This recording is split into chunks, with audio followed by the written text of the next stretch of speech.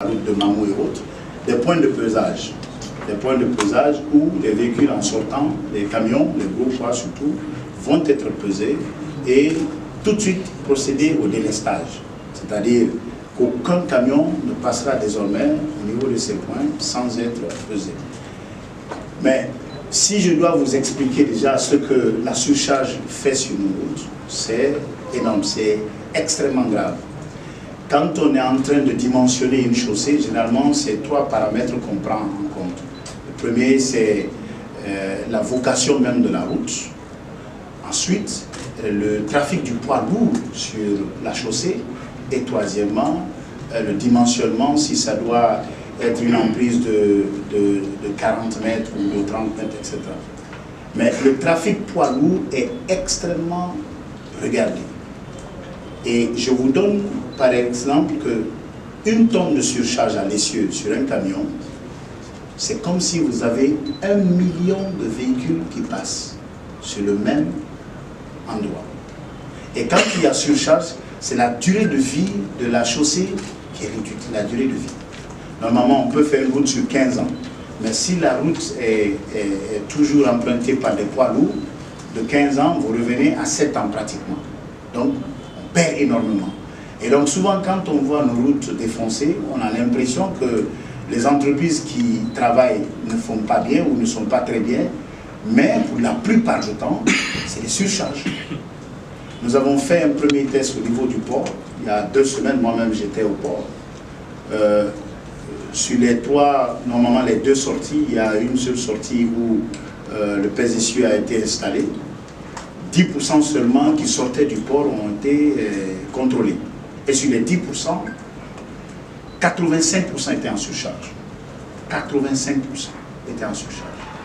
Donc c'est pour cela, quand vous prenez la route qui sort du port, vous voyez la déflexion du sol, vous voyez déjà que le tassement, l'affaissement du sol commence à se passer. Donc, nous sommes en train de travailler sur cette question de surcharge et une communication est prévue dès demain d'ailleurs en conseil interministériel pour que ça passe le jeudi en conseil des ministres pour que nous puissions mettre en place définitivement le pesage et péage en République de Guinée pour que tous les camions, les gros porteurs passent à des points de pesage et que les amendes soient payées s'ils sont en surcharge. Le pont de Linsan qui a cédé, le pont a cédé suite à un gros porteur qui est venu dans le pont, l'essieu avant, le pneu gauche a explosé dans le pont. Et comme le camion était en surcharge, ça a basculé sur un côté. Et donc, tout de suite, ça a entraîné le pont qui était là. Et le pont s'est retrouvé dans le lit de l'eau. Donc, c'est une question essentielle.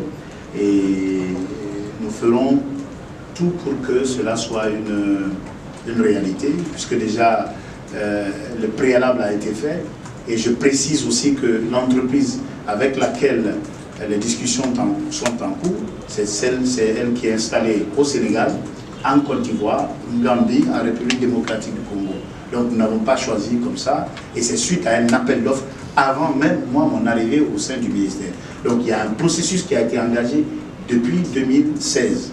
Et la CEDEAO avait demandé à ce que, en avril 2017, que tous les pays aient installé déjà le pesage, péage dans leur pays.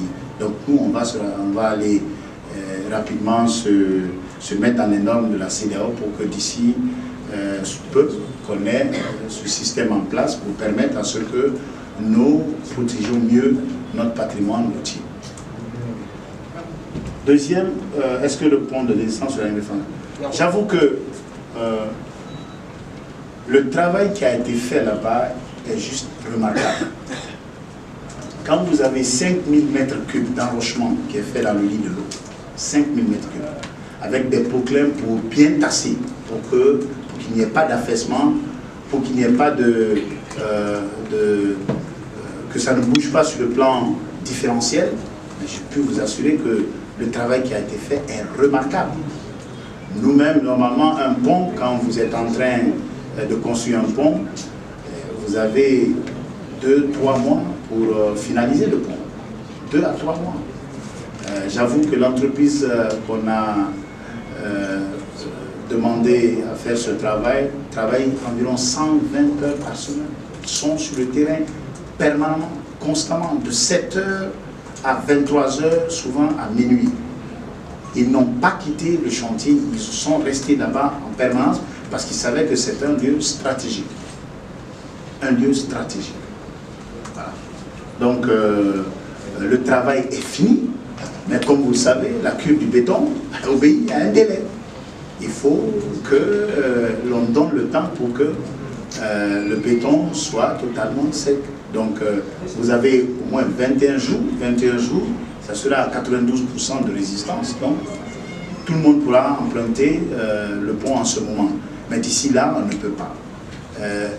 La dernière couche de roulement a été coulée le jeudi dernier, donc il y a environ 4 jours.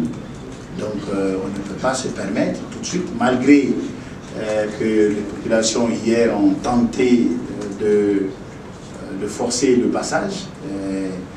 Nous sommes opposés parce qu'on ne peut pas investir dans un pont aussi important et laisser les gens l'utiliser comme ils le souhaitent. Voilà. En tout cas, ce sera un pont de référence dans le délai dans lequel ça a été fait.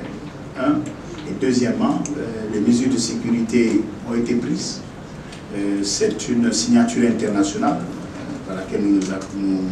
avec laquelle nous travaillons, c'est Louis Berger, pour certifier ce qui a été fait. Donc, nous n'allons pas livrer un ouvrage de franchissement sans qu'il y ait un contrôle, sans qu'il y ait une signature internationale pour dire que ça a été fait et que ça a été bien fait. Voilà. Oui.